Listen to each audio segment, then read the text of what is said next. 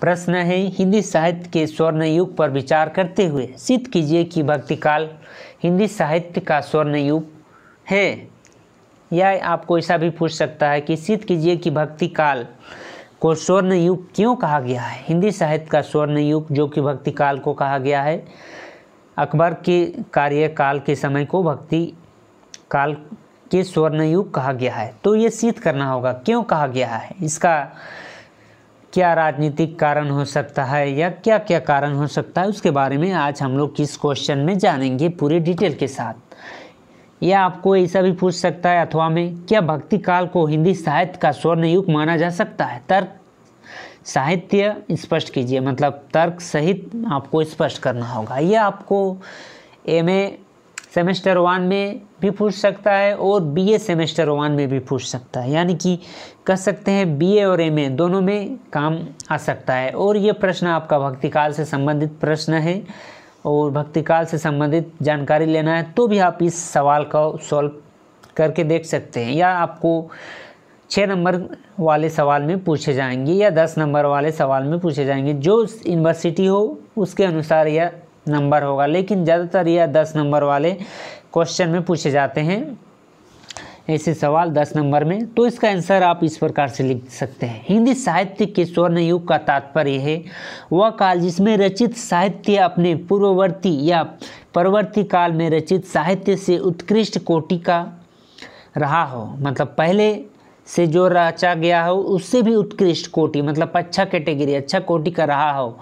इस दृष्टि से विचार करने पर भक्तिकालीन काव्य को ही सर्वोत्तम माना जा सकता है। भक्ति काल को ही इसमें सर्वोत्तम माना जाता है। इसके बाद तो भक्ति काल के बाद रीति काल आया, उस समय तो और मतलब साहित्य से कैटेगरी में कम आने लगा। अतः अधिकांश विद्वान भक्तिकाल को ही हिंदी का स्वर्ण युग मानने के पक्ष में है। बहुत सारे विद्वान भक्तिकाल को स्वर्ण युग मानने के पक्ष में है हिंदी का। भक्तिकाल एक ओर से मानव की उच्चतम धर्म की व्याख्या करता है तो दूसरी ओर से अपनी उदारता, सरलता एवं काव्य कोष्ठांत के कारण भी काव्य रसिकों के हृदय में अल्पित करता रहा है। उसकी आत्मा भक्ति है और शरीर काव्य अलंकारों से पूर्णता है। सुसज्जित अतः वह एक साथ ही मन और आत्मा की भूख को तृप्त करता हुआ हृदय की रसिकता कर देती है। डॉक्टर श्याम सुंदर दास ने भक्तिकाल को हिंदी का स्वर्ण युग स्वीकार करते हुए कहा है कि इस युग में कबीर, जायसी, तुलसी, सूर जैसे रसित कवियों और महात्माओं की दिव्य वाणी उनके अंतकरण से निकलकर देश के कोने कोने में फैली थी। उसे साहित्य के इतिहास में सामान्यतः भक्ति युग कहते हैं। निश्चय ही वह हिंदी साहित्य का स्वर्ण युग था। यदि हिंदी साहित्य में इन कवियों के कृतित्व को निकाल दिया जाए तो जो कुछ शेष बचेगा वह इतना हल्का होगा कि हम उस पर किसी प्रकार का गर्व न खोज सकेंगे। मतलब कि कह सकते हैं कि इस काल में जायसी, कबीर, तुलसीदास, सूरदास जैसे अनेक महात्माओं कवियों की दिव्य वाणी इसी काल में या भक्ति काल स्वर्ण युग में ही दिए हैं, मतलब अपना प्रवचन दिए हैं, अपना काव्य लिखे हैं। भक्ति काल की जिन विशेषताओं के कारण हिंदी साहित्य का स्वर्ण युग माना जाता है उन पर विचार करने से पूर्व हमें इस बात पर भी गौर कर लेना चाहिए कि भक्ति काल में पूर्ववर्ती, आदिकाल में प्रवर्ती, रीतिकाल तथा आधुनिक काल को स्वर्ण युग क्यों नहीं कहा जा सकता है। भक्ति काल से पूर्व हिंदी में वीर रस प्रधान कविताएं लिखी जाती थी। भक्ति काल से पहले आदिकाल में वीर रस की प्रधानता वाली कविताएं लिखी जाती थी, जैसे कि पृथ्वीराज रासो, परमाल रासो, खुमार रासो। वैसे भक्ति मतलब वीर रस की, यानी कि कविताएं सुनने के उपरांत आपको वीर भावनाएं जागृत हो जाती है, मतलब कि लड़ने में आप सक्षम हो जाएंगे। उसी प्रकार की कविताएं लिखी जाती थी। आदिकाल में कवियों का प्रमुख विषय वीरता एवं श्रृंगार का वर्णन करने के साथ साथ आश्रयदाताओं की अतिशयोक्तिपूर्ण प्रशंसा करना भी था। मतलब वीरता और श्रृंगार स्त्रियों का श्रृंगार तथा आश्रयदाताओं की चापलूसी यानी उसकी बड़ाई करना ही उनका प्रमुख काव्य का प्रमुख विषय था। रासो साहित्य में यह प्रवृत्ति प्रचुरता से विद्यमान थी। उस काल में कवियों एक सीमित वृत्त में सिकुड़ गई थी, जिसमें जन सामान्य की आकांक्षाओं भी अभिव्यक्त करने का कोई प्रयास नहीं किया गया। वीरगाथा काल का रासो साहित्य यद्यपि ऐतिहासिक पात्रों में संबंधित है, यद्यपि उसकी कल्पना की प्रचुरता एवं ऐतिहासिक का अभाव है। यदि यही नहीं, अपूर्ति अधिकांश वीरगाथात्मक साहित्य अप्रमाणिक संदेश एवं परवर्ती काल के हैं। आदिकाल के प्रमुख महाकाव्य पृथ्वीराज रासो भी अधिकांश विद्वानों में मतानुसार प्रमाणिक रचना है। ऐसी स्थिति में आदिकाल को हिंदी का स्वर्ण युग कहना किसी प्रकार से भी उचित नहीं है। मतलब कि आदिकाल को हिंदी का स्वर्ण युग कहना इस प्रकार से कोई भी उचित नहीं है, मतलब कोई ढंग का काव्य ही उसमें नहीं लिखा गया। हम लोग कह सकते हैं कि रीतिकाल में तो सब स्त्रियों के प्रति आकर्षित हुआ करते थे, राजा सेनापति सब, यानी कि उस समय की काल काव्य तो और ही गई गुजरी थी। रीतिकालीन कविताओं में रीति तत्वों का समावेश एवं कलापच की प्रधानता थी। कवियों ने आचार्य बनने का प्रयास में काव्यांश का निरूपण करते हुए रीति ग्रंथों की रचना की, किंतु वे अपने उद्देश्य में सफल नहीं हो पाए, क्योंकि आचार्य ने इस सूक्ष्म विदेश शक्ति एवं प्रलोकन शक्ति का आवश्यक होता है, उसका अभाव उसमें था। कविगणों ने काव्य के मूल तत्व भाव एवं रस ध्यान देकर अलंकरण पर अधिक ध्यान दिया है। परिणामतः कविता का कला पक्ष सशक्त हो गया है, किंतु भाव पक्ष निर्बल हो गया है। रीतिकालीन कविताएं दरबारी परिवेश से जुड़ी हुई थी। रीतिकालीन कविता दरबारी परिवेश यानी कि जैसे आदिकाल में आश्रयदाताओं का ही प्रशंसा बड़ाई करते थे, वैसा ही दरबारी में ही रीतिकाल में भी जुड़ी हुई थी।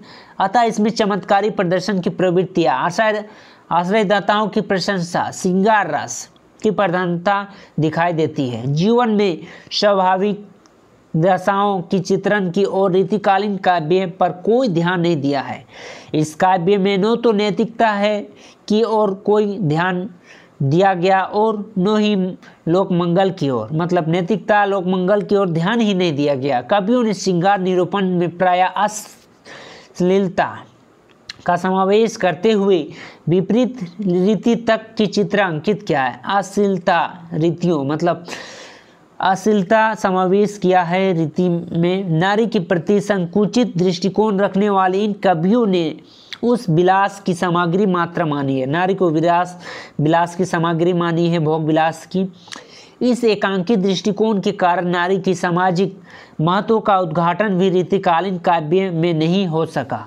यहाँ इन शून्यताओं का उल्लेख किया गया है। उन्हें दृष्टि में रखते हुए रीतिकाल को हिंदी साहित्य के स्वर्ण युग की संज्ञा कदापित नहीं दी जा सकती है।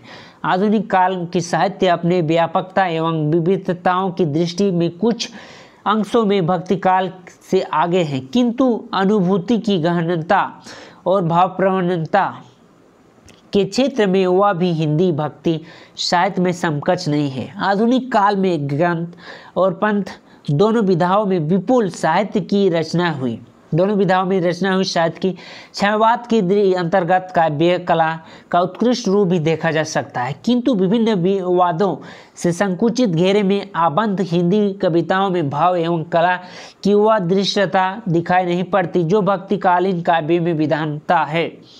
नवी कविता के नाम पर लिखी गई उल्लू जुलूल अनगल कविताओं की नगण्यता, अश्लीलता एवं स्वच्छता के जो चित्र अंकित किए गए हैं उस पर गर्व नहीं किया जा सकता है। काव्य की गीता की तत्व त्रिरोहित होता जा रहा है और इस ग्रंथात्मक बनने का प्रयास चल रहा है। आधुनिक काल में परिणाम की दृष्टि से भले ही विपुल साहित्य की रचना हो चुकी हो, परंतु इन रचनाओं में बहुत कम ही काल में प्रवाहन वेग को झेल पाई है। प्रसाद प्रेमचंद्र, भारतेंदु हरिश्चंद्र, आचार्य हजारी प्रसाद द्विवेदी, रामचंद्र शुक्ल जैसी कुछ विभूतियों ने कोई यदि आधुनिक काल से निकाल दिया तो क्या शेष बचेगा। यानी कि आधुनिक काल की ये जड़ थे, बेस आधार थे, इस पर हमें गर्व कर सकते हैं। भक्ति काल के साहित्य निश्चित रूप से आधुनिक काल से श्रेष्ठता है, वह अनुपम और विलक्षण है। उसका भाव पचमम्य है तथा कला पच आकर्षण है। वह भारतीय संस्कृति, धर्म, रीति नीति, दर्शन, विचारधारा का उद्घाटन करता है। समन्वय की जो प्रवृत्ति भक्तिकालीन साहित्य से मिलता है वह अन्याय नहीं दिखाई पड़ता है। वह लोक मंगल का साहित्य है तथा भटके हुए व्यक्ति का कर्तव्य का, निराश व्यक्ति का आशा एवं सपूर्ति का तथा हीन व्यक्ति की स्वाभिमान का संदेश देता है। तुलसी, सूर, कबीर, जायसी, मीरा, रसखान, हित, हरिवंश, नानक, नंददास जैसे कवियों ने, पीयूष वर्णी वाणी ने साहित्य शब्द का सार्थक करते हुए जनता के जिस रस की अलपित किया है उसे अन्य कवि करने में सफल नहीं हुआ है। भक्तिकाल को स्वर्ण युग मानने के पक्ष में जो तर्क दिए जा सकते हैं उनका विश्लेषण निम्न शीर्षकों के अंतर्गत सुगमतापूर्वक किया जा सकता है, जिसमें से प्रमुख एक है स्वतः सुखाय काव्य। स्वतः सुखाय काव्य। भक्तिकालीन कवियों ने स्वतः सुखाय काव्य की रचना की है। भक्ति प्रवर गोस्वामी तुलसीदास ने रामचरितमानस में अपनी काव्य की रचना में उद्देश्य स्पष्ट करते हुए घोषणा की है कि स्वतः सुखाय तुलसी, रघुनाथ गाथा, कबीर एवं सूर की काव्य रचनाएं भी स्वतः सुखाय से प्रेरित थी। काव्य रचना के लिए जिन्हें न तो कोई किसी दरबारी का आश्रय लेना उचित लगा, न ही आश्रयदाताओं की झूठी प्रशंसा करने में उनकी रुचि दिखाई। मतलब तुलसीदास किसी भी राजाओं के सामने आश्रय नहीं लिए। यदि वो लेते तो उसकी दरिद्रता इतनी नहीं होती, वो भी राजकवियों की तरह ठाट बात से रहा करते, लेकिन उनके अनुसार ही उन्होंने की रचना भी होती, यानी कि वह रामचरितमानस जैसे प्रमुख काव्य, महाकाव्य की रचना नहीं कर पाते, तो इसीलिए वह अपने स्वतंत्र रहे और अपनी किसी की प्रशंसा नहीं किए। तुलसी ने तो यहाँ तक कहा है कि सांसारिक व्यक्तित्व के गुणों का गान करने से सरस्वती सिर धुन कर पछताने लगती है कि मैंने ऐसे व्यक्ति कवि को कविता करने की शक्ति भला क्यों दी। मतलब कि तुलसीदास कहा है कि यदि किसी का चापलूसी, किसी के बारे में कविता करने से माँ सरस्वती उसे कहते हैं कि मैंने इससे ऐसी शक्ति क्यों दी। किन्हीं प्राकृति जन गुण गान सिर धनु गिरा लगत पछताना। रीतिकाल के कवि जहाँ दरबार में किसी आश्रय की खोज करते थे, वही भक्तिकाल के कवि दरबार एवं राजा की अपेक्षा करते हुए स्पष्ट घोषणा करते हैं। संतन को करे सिकरी सो काम, संतन को कहा सिकरी सो काम। काव्य स्वतंत्र चेतना व्यक्ति के हृदय में अनायास उद्भूत होने वाली अनुभूतियों की अभियुक्ति है। वह किसी बंधन को यदि स्वीकार करेगी तो उसकी नैतिक रूप नष्ट हो जाएगा और उनका प्राकृतिक सौंदर्य भी समाप्त होने का पूरा खतरा रहेगा।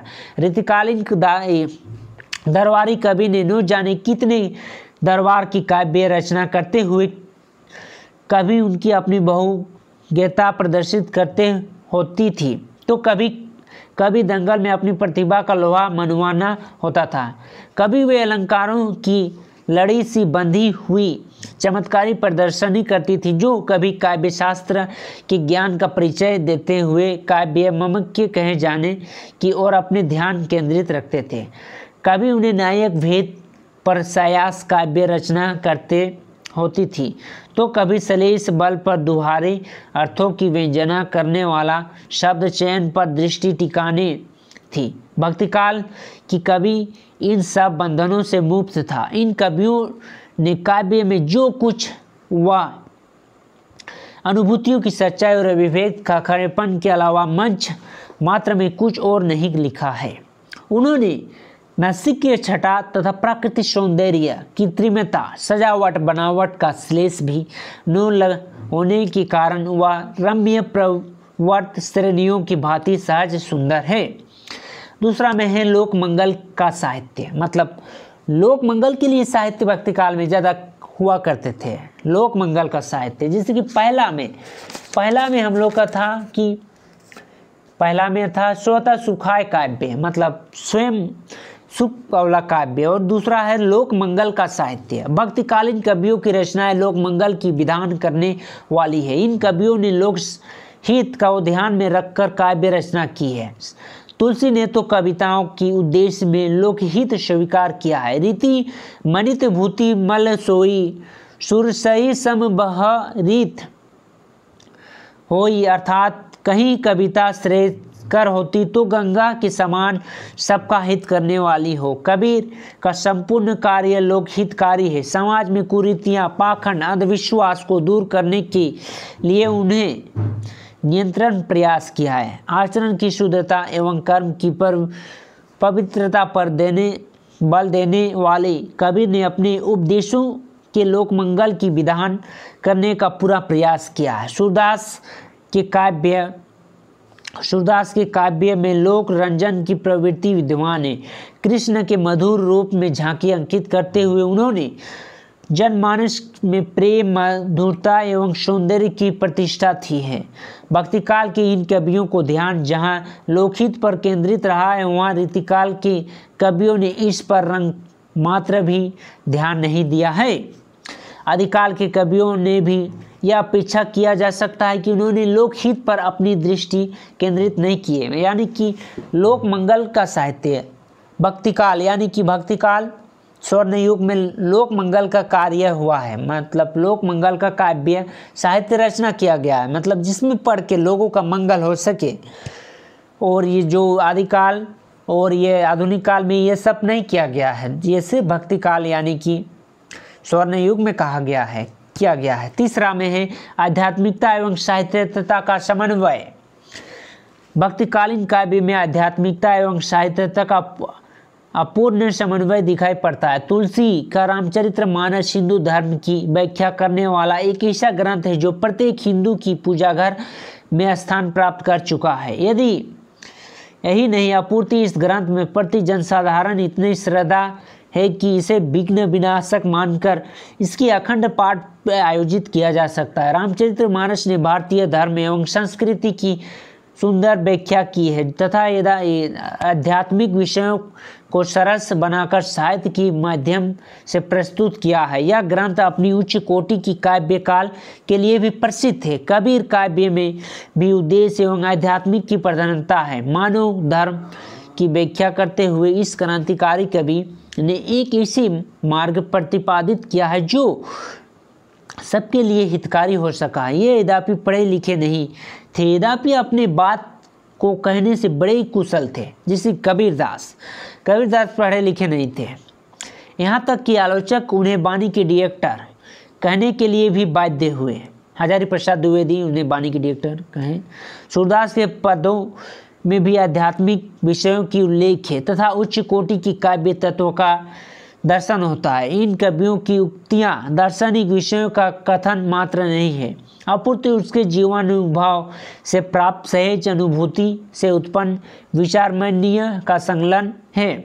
चौथा है समन्वयवादी प्रवृत्ति। समन्वयवादी यानी कि सबके समान, संयोजक, समन्वयवादी सब एक प्रकार के शब्द थे, सबको मिलके जो समन्वय होता है वैसे समन्वयवादी प्रवृत्तियाँ भक्तिकालीन कवियों में एक प्रमुख प्रवृत्ति रही है, वह रही है समन्वयवाद। विशेष रूप से गोस्वामी तुलसीदास ने अपने काव्य में समन्वयवाद प्रकृति के कारण लोकप्रिय हुए।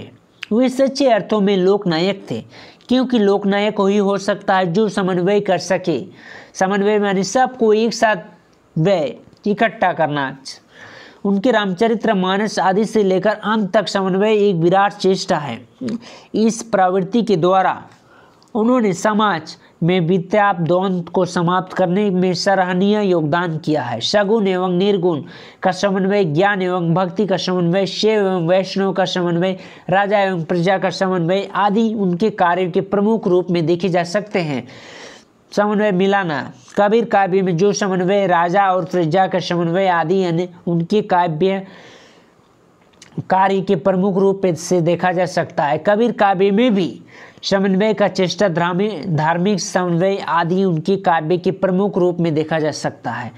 कबीर काव्य में जो समन्वय की चेष्टा धार्मिक धरातल पर की गई है, हिंदू मुसलमान इस ईश्वर को राम और रहीम के नाम से अलग अलग पूछते हैं, वह मूलतः एक है। जय जगदीश कहे तो आया, कहूँ कोने भरमाया, कहकर समन्वय की चेष्टा की गई है। भक्ति कवियों में यह समन्वय बात वस्तुतः एक ऐसी विचारधारा है जो कि विग्रह को समाप्त कर आदेश व्यवस्था को स्थापित कर सकती है। अपनी इस प्रवृत्ति के कारण भी युवा कवि जनता में लोकप्रिय बने हैं। हिंदी साहित्य में अनेक कालों में कवियों का समन्वय की ओर कोई ध्यान नहीं दिया है। अतः अपनी इस विशेषताओं के कारण भी भक्तिकाल हिंदी साहित्य के स्वर्ण युग माना जा सकता है। ये सब एक प्रकार का सब टॉपिक को एक टॉपिक लिखिएगा तो भी चलेगा, लेकिन सब टॉपिक आपको जानना जरूरी है। पछुआ में आता है भाव पक्ष एवं कला पक्ष की संतुलन। भाव पक्ष एवं कला पक्ष का संतुलन, यानी भाव का भी और कला पक्ष का भी संतुलन। भक्तिकाल को स्वर्ण युग मानने का सबसे प्रमुख कारण है उसमें उपलब्ध भाव पक्ष एवं कला पक्ष का संतुलन। इस काल में साहित्य में भाव पक्ष एवं कला पक्ष की महत्वाकांक्षीय सहयोग हुआ है। भक्ति कवियों में अनुभूति पक्ष इतना सशक्त है, अभिव्यक्त पक्ष भी उतना ही सबल है। तुलसी के काव्य में जहाँ एक से ममकी एवं भावुक प्रसंग है, वही उसकी काव्य कला भी उच्च कोटि की है। भाषा, अलंकार, छंद, योजना, संगीतात्मक सभी दृष्टियों में भक्ति साहित्य अपूर्ण है। सूरदास, नरदास, कबीरदास, हित, हरिवंश, मीरा, रसखान जिसे भक्त कवियों ने काव्य में भाव पक्ष में इतनी गहरता है, उतना ही उत्कृष्टता उनकी कला पक्ष में भी विभिन्नता है। दूसरी ओर रीतिकाल काव्य में यह संतुलन बिगड़ गया है।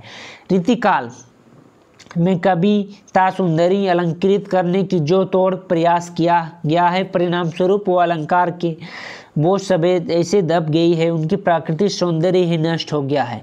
भाव पक्ष की दृष्टि से रीतिकाल कवियों भक्तिकालीन कविताओं के समक्ष नहीं टिक सकती है। बिहारी, नंददास एवं देव ऐसे कवि भी है। तुलसीदास सूर और कबीर की तुलना में श्रेय ठहराते हैं। कबीर आदि निरपक्ष कवियों में यद्यपि अनुभूति की प्रधानता है, फिर भी उनकी कला पक्ष काव्य में रमणीयता की उपादानों से शून्य नहीं है। प्रबंध, नीति, मुक्तक आदि सभी काव्य रूपों में सुसज्जित भक्तिकालीन काव्य में भावों का सहज स्फुलन और कला का सहज उद्रेक दिखाई देता है। छठा में है भाषा सौंदर्य। भक्तिकालीन काव्य में भाषा की विविधताओं रूप दिखाई पड़ता है। कृष्ण भक्ति कवियों में वज्र भाषा में काव्य रचना करते हुए उसकी सरस मधुर कोमल बनाते हुए व्यापक काव्य भाषा के रूप में प्रतिष्ठित किया है। परिणाम स्वरूप वह प्रवृत्ति हिंदी साहित्य में रीतिकाल तक ही नहीं, अपूर्ति आधुनिक काल के प्रारंभिक चरण तक कविताओं पर एक छत्र अधिकार जमाए रही है। सूरदास, रसखान की भाषा अपनी कलात्मकता, सरलता एवं मधुरता के कारण रीतिकालीन कवियों की भाषा से श्रेष्ठ है। राम भक्ति कवियों में तथा सूफी कवियों में यद्यपि अवधि का प्रयोग किया है, यद्यपि उसमें भी ब्रज भाषा जैसे मधुत्य एवं पदलीयता उत्पन्न कर दिया गया। तुलसीदास एकमात्र ऐसे समर्थक कवि थे जिन्होंने अवधी और ब्रज दोनों भाषाओं पर समान रूप से अधिकार प्राप्त था। उन्होंने रामचरितमानस की रचना अवधी भाषा में की तथा कवितावली, विनय पत्रिका आदि की रचना सरस ब्रज भाषा में की। कबीर की भाषा में विभिन्न बोलियों की मिश्रण होने का एक रूपता नहीं है। आचार्य रामचंद्र शुक्ल ने इसे सकुड़ी सदुकड़ी भाषा की संज्ञा प्रदान किया। सदुकड़ी और तथा आचार्य हजारी प्रसाद द्विवेदी ने कबीर की भाषा को समन्वय व्यक्त करते हुए उन्हें वाणी के डिक्टेटर कहा है। सतवा में भारतीय संस्कृति की उद्घोषक। भारतीय संस्कृति के वास्तविक स्वरूप भक्तिकालीन साहित्य में देखा जा सकता है। भक्ति काल में कवि भारतीय संस्कृति, समन्वयता, आचार विचार, नीति, धर्म, दर्शन, व्याख्या, तुलसी का रामचरितता यानस भारतीय संस्कृति का कोला कहा जाता है। मध्यकालीन भारतीय संस्कृति की चेष्टा जानकारी प्राप्त करने के लिए भक्ति साहित्य का अनुशीलता करना पर्याप्त है। इन कवियों में रीतिकालीन कवियों की भांति राधा कृष्ण की विलास लीलाओं का चित्रण मात्र नहीं है, अपूर्ति भगवत भक्ति के माध्यम से भारतीय धर्म एवं संस्कृति की काव्य रूप भी प्रस्तुत किया है। भक्तिकाल का साहित्य जनता की उन्नयक, प्रेरक एवं दिशा निर्देशक बना तथा भारतीय विचारधारा का पोषक होने के कारण जन सामान्य की समाकृष्ट हुआ है। 8वां में है 4 प्रमुख काव्य धाराएं। 4 प्रमुख काव्य धारा जो भक्ति काल को स्वर्ण युग में प्रवर्तित करते हैं, ये प्रमुख काव्य धारा है। भक्ति काल की काव्य भूमि अत्यंत व्यापक है। इस काल के 4 प्रमुख कवि अलग अलग काव्य धाराओं के प्रतिनिधित्व करते हैं, जिसे कबीर संत काव्य धारा के प्रतिनिधि तथा जैसे सूफी काव्य धारा के, तुलसीदास राम काव्य धारा के प्रतिनिधि करते हैं, तो सूरदास कृष्ण काव्य धारा के प्रतिनिधि करते हैं। यानी कि सबका भगवान और आश्रय जाता हो, सबका अलग अलग है, यानी कि सबका प्रभु अलग अलग है। जायसी का है सूफी, कबीर का है राम, तुलसीदास का है राम जो सगुण है, और सूरदास का है कृष्ण, हरे कृष्ण। भक्ति काल का काव्य गुणवत्ता एवं परिणाम दोनों ही दृष्टियों से अत्यंत समृद्ध है। प्रत्येक काव्य धारा की विशिष्ट महत्व भक्ति काल में रहा है। संतों में सामाजिक स्तर पर पाखंड एवं अंधविश्वास की पूरी दृश्यताओं में से खंडित किया है। मिथ्या आडंबरों के प्रति जैसी अनास्थाओं इन कवियों ने व्यक्त किया है, वैसे न तो पहले कभी कोई समाज सुधारक कर सकता है और न प्रवृत्ति युग में किसी की वैसा साहस हो सकती है। आचरण की प्रवृत्ता पर विशेष बल देने के कारण इससे वाणी का समाज पर पर्याप्त प्रभाव पड़ा है। परंपरागत रूढ़ियों का खंडन करते हुए संत कवियों ने वैचारिक क्रांति का सूत्रपात किया है। संतों ने धर्म, दर्शन, भक्ति सभी क्षेत्र में नवीन संदेश दिया है। धर्म के क्षेत्र में यह शाक्य के विरोध और भक्ति के क्षेत्र में कर्मकांड के विरोध है। सदा चरण में सबसे अधिक बल इसी काव्य धारा में दिया गया है। उन्होंने जाति व्यवस्था पर करारा प्रहार किया है और सत्य, सदाचार, समरसता, भाईचारे का संदेश देकर समाज को निर्देश दिया है। सूफी कवियों में हिंदू मुसलमान की संस्कृति एकता का अनुष्ठान प्रयास किया है। उन्होंने लौकिक प्रेम की माध्यम से अलौकिक प्रेम की वंदना की है और अपनी प्रेम गाथाओं द्वारा उदारता, सगुणता एवं प्रेम की संज्ञा दी है। जैसे कवियों ने ईश्वर प्रेम के साथ साथ मानव के प्रति प्रेम का संदेश भी दिया है। राम काव्य ने हिंदू जनता में आश्रयताओं का भाव उत्पन्न कर ईश्वर के प्रति विश्वास का भाव जागृत किया है, जिसमें निराश हिंदू जनता की आशा और सपूर्ति का संचार है। राम भक्त कवियों में सर्व प्रमुख तुलसी की पारिवारिक सामाजिक आदर्श की व्याख्या अपने प्रांतों के माध्यम से की है। लोक मर्यादा की स्थापना की है। रामचरितमानस ने अधिक उत्तम ग्रंथ सभी तक विश्व साहित्य में नहीं लिखा गया है। यह महाकाव्य भक्ति, धर्म एवं दर्शक से अप्रोत तो है ही, साथ ही वैष्णव साहित्य में उत्कृष्ट ग्रंथों में से एक है। तुलसी ने अपने काव्य में समन्वय की विराट चेष्टा की है, जिसमें तत्कालीन समाज की दृष्टियों से होने से बचाया है। उन्होंने साहित्य में लोक मंगल, लोक रंजन एवं लोक रक्षा का भी भाव प्रवृत्ति है। उन्होंने यह उदात्त एवं गरिमापूर्ण बन गया है। भक्तिकालीन काव्य कृष्ण भक्त कवियों का भी महत्वपूर्ण स्थान है। इन कवियों ने अपने अद्भुत काव्य प्रतिभा का परिचय देते हुए कृष्ण की लोक रंजन स्वरूप का चित्रण किया है। सूरदास तथा अष्टछाप के अन्य कवियों ने पृष्ठमार्गी भक्ति का आडंबर देते हुए भगवान की अनुग्रह पर विशेष बल दिया है। अनुग्रह पर प्रवृत्ति की यह मार्ग मानव का सबसे बड़ा सबल है। सूरदास, नंददास, हितहरीश्वर, मीरा, रसखान जैसे कृष्ण भक्त कवियों ने साहित्य की उच्च कोटि की भक्ति भावनाओं का साहित्यता का दर्शन देते हुए विभिन्न कृष्ण भक्ति संप्रदाय में राधा कृष्ण की लीलाओं का गान किया है, जैसे सूरदास किया है। उन्होंने प्रवृत्ति रीतिकालीन कवियों के आधार भूमि प्रदान किया है। कृष्ण भक्ति कवियों में ब्रज भाषा के जो मधुर्य, सरलता एवं लत्यता प्रदान किया है, उसी कारण वह प्रवृत्ति हिंदी काव्य के पर सैकड़ों वर्षों तक आधिपत्य किए रही है। भक्तिकालीन काव्य में संगीतात्मक भी विद्यमान है। इन सभी कवियों के पदों पर विभिन्न राग रागिनियों का गाना गाया जा सकता है। संक्षेप में हम कह सकते हैं कि भावों की उदारता एवं कला की उत्तमता की दृष्टि से भक्तिकाल हिंदी साहित्य में स्वर्ण युग है। इसमें हिंदी साहित्य का रस मग्न कर की सामर्थ्य भी है और बुद्धि का विचार सागर भी और गहन करा सकने योग्य गहराई भी है। अतः भक्ति काव्य को हिंदी साहित्य की मान्यता उपलब्ध मानने समीचीन है। ये थी भक्तिकाल को स्वर्ण युग क्यों कहा गया है। उसमें विभिन्न विद्वानों द्वारा मत क्या क्या मत है, क्या क्या टॉपिक, इसमें हम लोग टोटल 7-8 टॉपिक कवर किए। 8 टॉपिक में आप एक भी टॉपिक लिख देते हैं तो आपको पूरा नंबर देगा। यह पूरी डिटेल के साथ यह वीडियो थी भक्तिकाल को स्वर्ण युग क्यों कहा गया है उसके बारे में। तो वीडियो देखने के लिए धन्यवाद और इसे ही इंटरेस्टिंग वीडियो के लिए हमारे चैनल को सब्सक्राइब करें, हमें फॉलो करें। Thank you for watching this video.